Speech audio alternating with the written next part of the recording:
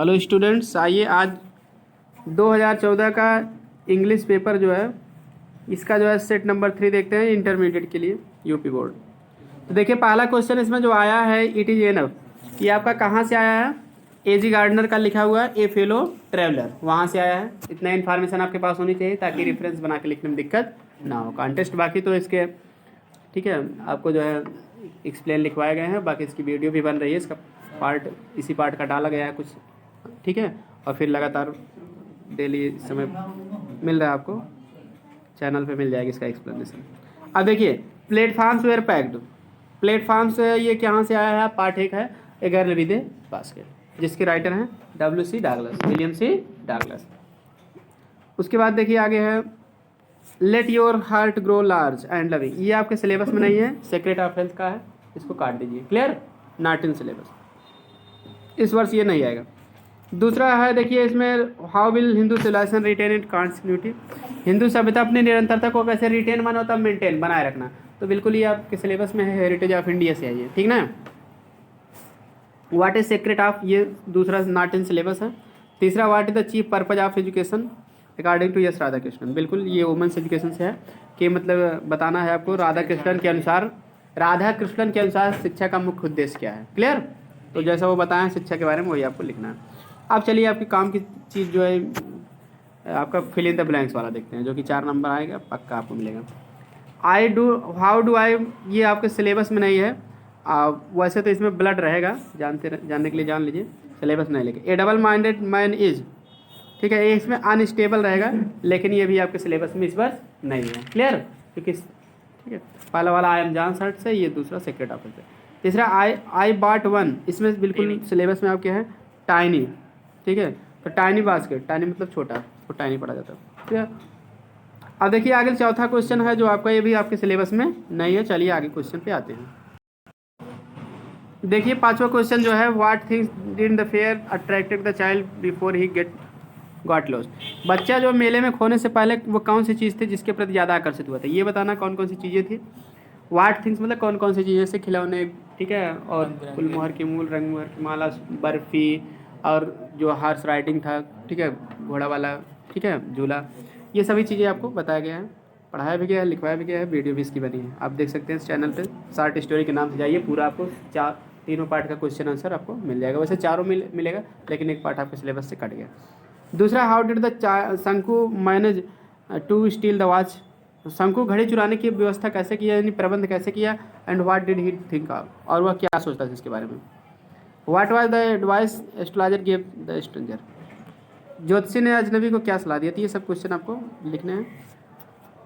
The woods are lovely dark and deep, ये आपके syllabus में नहीं है इस वर्ष। दूसरा है हिज स्टेट इज किंगली, बिल्कुल ये ऑन हिज ब्लाइंडनेस का है, मोस्ट इंपॉर्टेंट एक्सप्लेनेशन है ये, जो कि जॉन मिल्टन के द्वारा लिखा गया। What where the mind is without fear and led is head high, बिल्कुल आपके सिलेबस में है, ये माई हेवन से लिया गया है। इसके राइटर हैं रविन्द्रनाथ टैगोर। राइटर क्या, कवि इनको कहो। क्लियर? तो my heaven by Rabindranath Tagore, वहाँ से लिया गया है। सातवें में आपको 3 सेंट्रल आइडिया का नाम दिया गया है, जिसमें ठीक है जिसमें से किसी एक को आपको करना है, ठीक है, जिसमें क्या ऑन हिज ब्लाइंडनेस और character of happy life most important है। अब 3 आपको अलंकार में से भी एक अलंकार आपको करना पड़ेगा, उसका 2 एग्जाम्पल लिखना पड़ेगा। अगर अलंकार आप नहीं पढ़े तो चैनल पे सर्च करिए figure of speech bye Aryam English class, बिल्कुल आपको मिल जाएगा। 7 अलंकार की परिभाषा मिल जाएगी एक साथ आपको, प्लस 2 एग्जाम्पल मिल जाएंगे, ठीक है। इकट्ठा भी मिल जाएगा नोट्स, प्लस जो है व्हाइट बोर्ड पर भी आपको वीडियो अलग अलग भी मिल जाएगी, ठीक है। आप इसको ज़रूर देख लीजिए अगर नहीं जानते हैं आप तो। देखिए सेक्शन बी पे आ जाते हैं। The teacher set the sun sets in the west, अध्यापक ने कहा कि सूर्य पश्चिम में, वेस्ट माने पश्चिम में, सेट्स माने अस्त होता। तो इसमें करना कुछ नहीं है, आपको दैट लगा के क्या करना है, जोड़ देना है। समझ गया कि नहीं? क्योंकि सूर्य पश्चिम में अस्त होता है, ये बात एकदम सदा सत्य रहने वाली है। दूसरे में करना क्या है, he said let us stop here and rest for a while. तो इसमें लेट्स है, लेट्स मतलब लेटस का शॉर्ट फॉर्म लेट्स है, तो इसलिए इसको सेट को परपोज में बदल दो। क्या बदल दोगे? प्रपोज। ही परपोज दैट कर दो।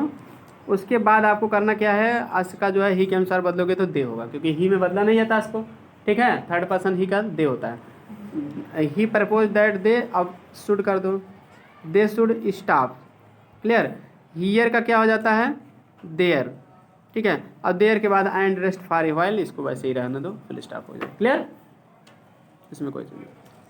अब आगे देखते हैं सिंपल सेंटेंस बनाना। Jack went up the hill, he saw python. Jack जो है हिल पर गया, वो पाइथन देखा, अजगर देखा, पाइथन मीन्स अजगर। तो सीधी सी बात है, इसमें कुछ करना नहीं है। गोइंग, ठीक है, going up the hill, went up का गोइंग अप हो जाएगा, आईएनजी फॉर्म। गोइंग अप, अब काफ़ी रहेगा, द हिल, उसके बाद कामा करते ही की जगह अब लिखोगे जैक। पहली बार क्या लिखा जाता है, नाम। Going up the hill Jack saw a Python, पहाड़ी पर जाकर जैक ने पाइथन देखा, अजगर देखा।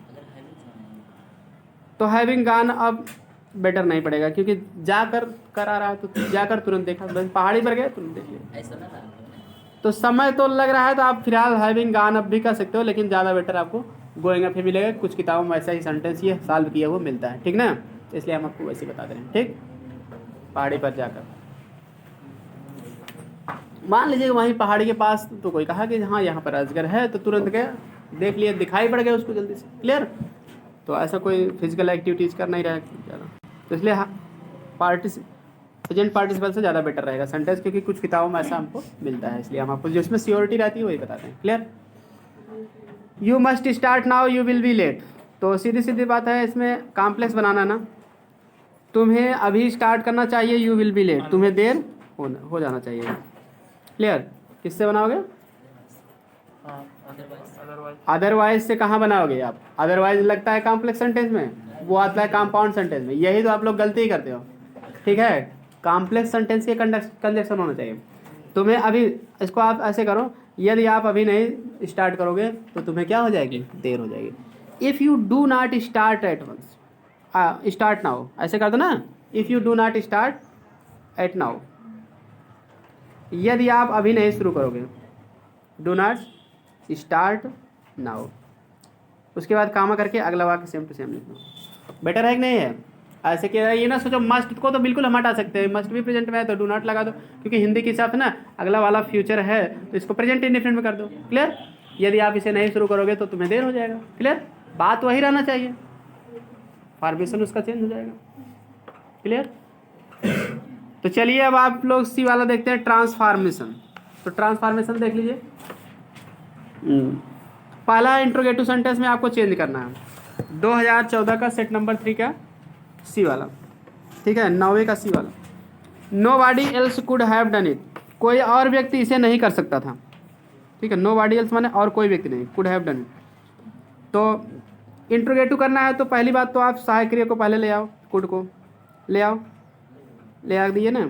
उसके बाद आपको करना है, देखिए नो बॉडी का आपको आप मतलब कि पॉजिटिव वर्ड एनी बॉडी होगा, कुड एनी बॉडी कर दो, कर दिए। एल्स का एल्स वैसे ही रहने दो, कुड एनी बॉडी एल्स, ठीक है। उसके बाद हैव डन इट का हैव डन इट जैसे है वैसे रहने दो, कोई दिक्कत नहीं, हैव डन इट।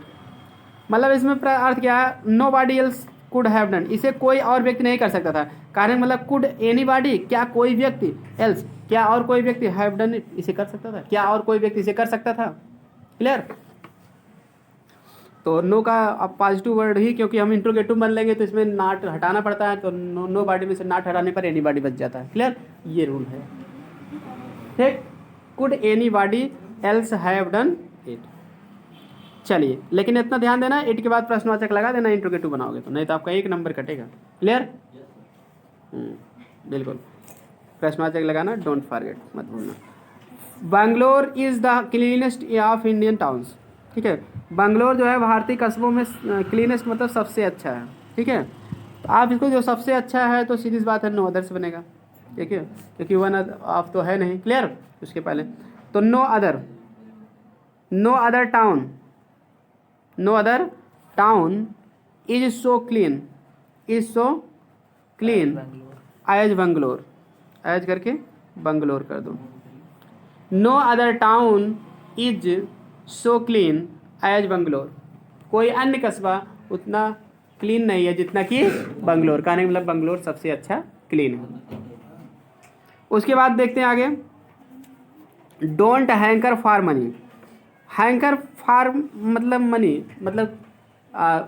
मतलब होता है धन के पीछे मत तरसो, इसका अर्थ होता है। क्लियर। तो हैंकर के साथ जो है आप फार नहीं लगेगा, आफ्टर लगेगा, क्योंकि धन के पीछे तरसना मतलब ये कि इसके साथ आफ्टर लगता है। हैंकर आफ्टर मनी मतलब धन के पीछे। क्लियर। ठीक। तो फार हटा के आफ्टर कर दो, ये फिक्स प्रीपोजिशन हैंकर के साथ आफ्टर लगता है धन के लिए, तरसने के लिए। ठीक ना। तो आपको फार हटा के आफ्टर कर दो, बात करो। प्लीज नाक, अब नाक के साथ आन नहीं लगता है, ऐट लगता है। क्लियर। नाक के साथ ऐट, क्योंकि ऐट मतलब पॉइंट ऑफ प्लेस, एकदम ऊपर से नहीं, कोई खटखट बगल से खटखटा तो वो उस सिचुएशन में ऐट लगता है। क्लियर। आन कब लगता है? जब ऊपर से कोई चीज़ टच की हो, स्थिर अवस्था में हो। तो यहाँ ऐसा कुछ भी नहीं रहता, तो नाक के साथ ऐट लगेगा। ही आर्डर फॉर हिज डिसमिसल, तो इसमें गलती जानते क्या है? आर्डर के साथ फार नहीं लगेगा, फार नहीं लगेगा, क्योंकि आप इनडायरेक्ट भी पढ़ते हो आर्डर ही, आर्डर भी ऐसे करते हो ना। तो आर्डर एक वर्ब है, जब भी आर्डर वर्ब रहेगा तो उसके साथ प्रीपोजिशन नहीं लगेगा। अगर आर्डर नाउन है तो कभी लग भी सकता है, जैसे he gave me order for a cup of toffee. He gave me order, gave है तो आर्डर नाउन हो गया, for a cup of coffee ये सही है। लेकिन ही आर्डर्ड me for a, he आर्डर्ड me, order बाद तुरंत। Clear. He ordered a cup of coffee, तुरंत आ जाएगा तो नहीं लगेगा। क्लियर। आर्डर यानी कि वर्ब है तो उसके साथ प्रीपोजिशन नहीं लगेगा, नाउन है तो लग सकता है। यहाँ वर्ब की जगह लिखा गया ना, बिल्कुल नहीं लगेगा। उसके बाद देखते हैं द फूड टेस्टेड स्वीटली। तो टेस्टेड स्वीटली, तो इसमें गलती क्या है? सीधी सीधी बात है, स्वीटली में से एलवाई हटा दो। क्यों हटा दोगे? इसका कार्ड सुन लो। टेस्ट क्या है? ये मतलब कि जो हमारे मानसिक क्रिया नहीं होती है, ज्ञानेंद्रियों संबंधित, आँख कान नाक गला, तो टेस्ट क्या हम नाक से लेते हैं ना। तो जो ज्ञानेंद्रियों संबंधित क्रियाएं रहती हैं तो उसके साथ एडवर्ब नहीं लगता है, लगता है एडजेक्टिव। ये इसका रूल है। क्लियर। जैसे सूंघना, ठीक है, देखना। क्लियर।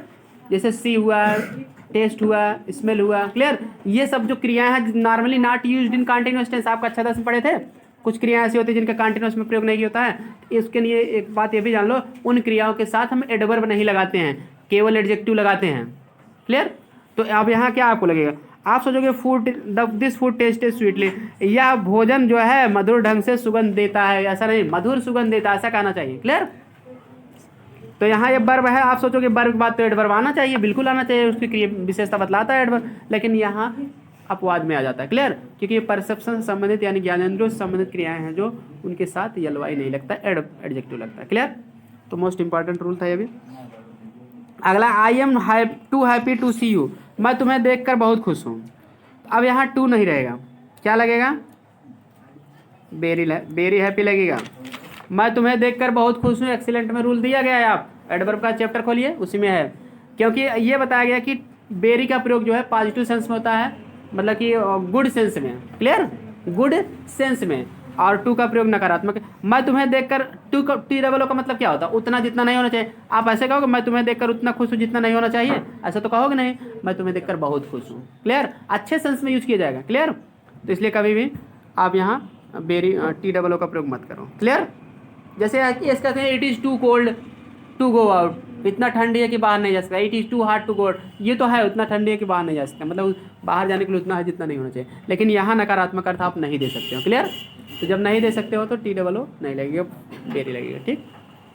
चलिए आगे। तो अगला है neither of the films are worth seeing, माने फिल्मों में से कोई भी नहीं देखने योग्य है। तो सीधी सी बात है, नाइदर के साथ और आइदर के साथ, ईच इब्री के साथ एक वचन की वर्ब लगती है। यहाँ आर हटा के क्या करोगे?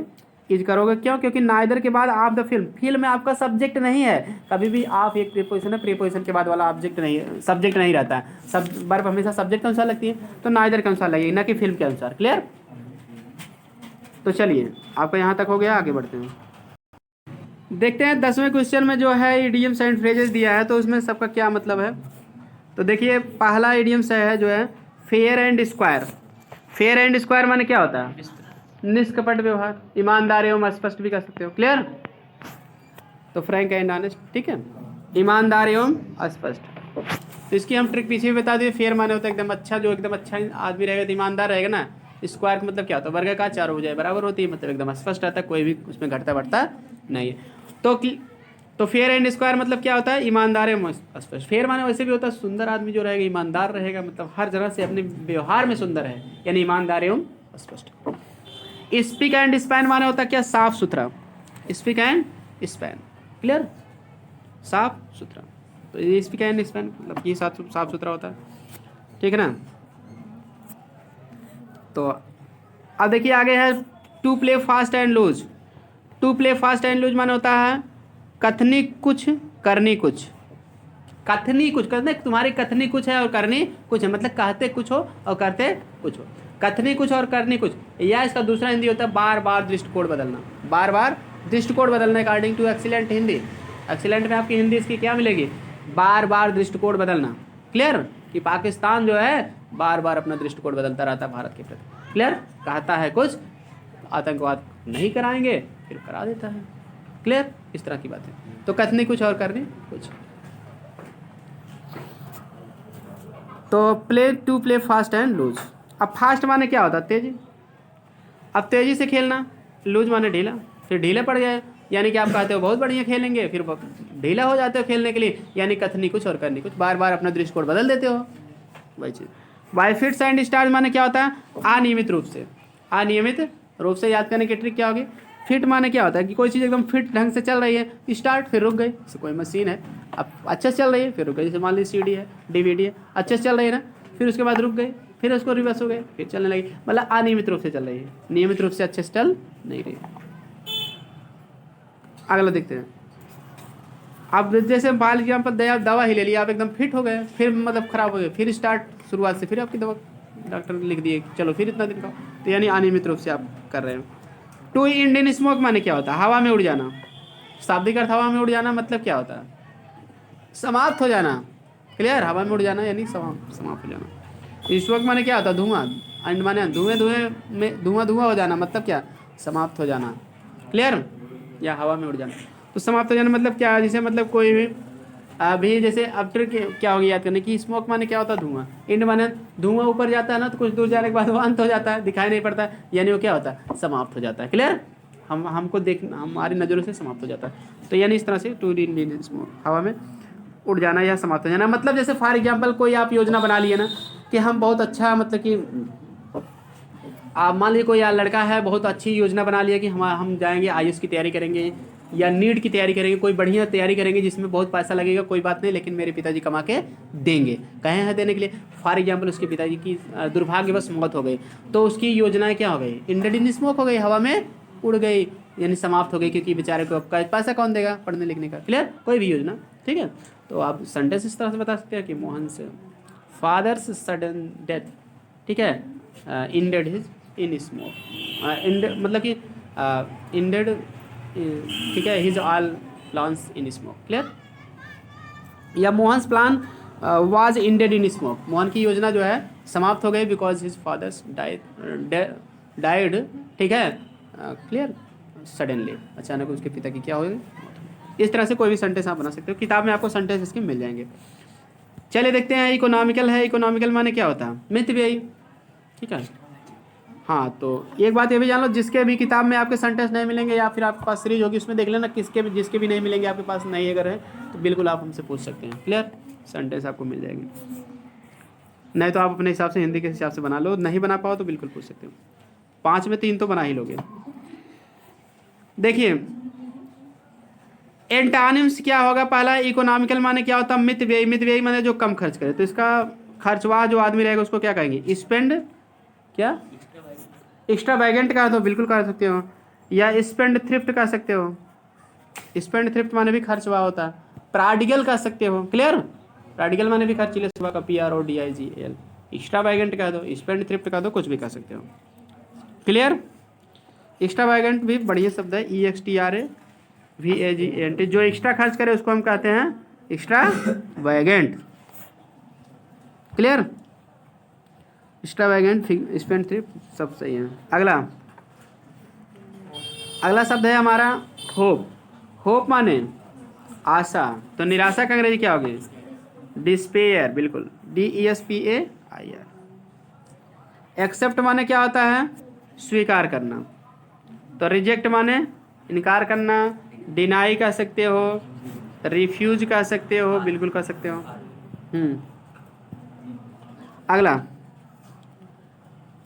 अगला है सिनोनिम्स देखना है, टीडीएस। टीडीएस माने होता है थकाने वाला, थकाने वाला, उबाऊ, नीरस, यही उसको कहते हैं टीडियस। तो हो जाएगा बोरिंग।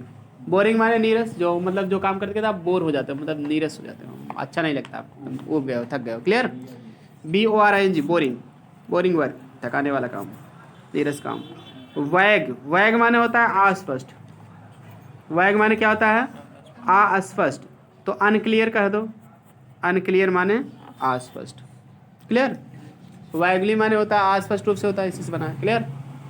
तो अनक्लियर माने अस्पष्ट। UNCLEAR।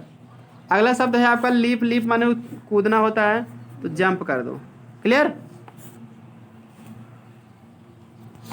वन वर्ड सब्स्टिट्यूशन हम देख लेते हैं। That which can be easily broken into many pieces, जो आसानी से कई टुकड़ों में टूट सके उसको हम क्या कहते हैं?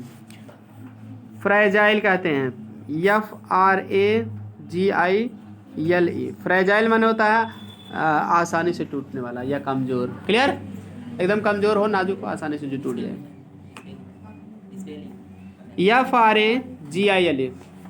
FRAGILE fragile. फ्रेजाइल माने होता है कमजोर या आसानी से टूटने वाला। क्लियर? ठीक, जैसे शीशा तो आसानी से टूट जाता है, वही। Anything which is contrary to law, कोई ऐसी चीज जो कानून के विपरीत हो उसको हम क्या कहते हैं? बिल्कुल, इलीगल। ILLEGAL। कंट्रेरी माने होता है विपरीत। ठीक।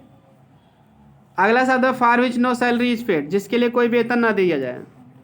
ऑनरेरी, SONORARY, पीछे भी कई बार आपको बताया गया होगा, इस आई होप आपको याद हो गया होगा वर्ड। ठीक ना? अगला शब्द है HONORARY, ऑनरेरी माने अवैतनिक। Career, CARER। इस कैरियर का मतलब क्या होता है? कैरियर माने होता है प्रोफेशनल लाइफ, व्यावसायिक जीवन। ठीक ना? जीवन या व्यावसायिक जीवन, जीवन काल। क्लियर? जैसे पोस्टमैन ने कक्षा 10 में लंच में पढ़े थे, तो उसने कहा कि मैं अपने कैरियर में कभी भी भगवान का पता नहीं जान पाया हूँ। आई हैड नेवर, ठीक है, सीन गॉड्स एड्रेस। क्लियर? तो अब देखिए दूसरा कैरियर माने क्या होता है? ढोने वाला। कैरियर माने क्या होता है? कैरी माने ढोना या ले जाना, तो ढोने वाला या ले जाने वाला। क्लियर? ढोने वाला या ले जाने वाला। साइकिल में भी कैरियर रहता है ना, तो भी आप किसी को ढोने के लिए, ले जाने के लिए ही होता है। क्लियर? सामान या व्यक्ति किसी को भी आप ले जाते हो। अब देखिए आगे ट्रांसलेशन है जो, अब ठीक है, आज की वीडियो में इतना ही। अगली वीडियो में आपको ट्रांसलेशन मिलेगा। वीडियो पसंद आए तो लाइक, सब्सक्राइब और शेयर करें। मिलते हैं नेक्स्ट वीडियो में।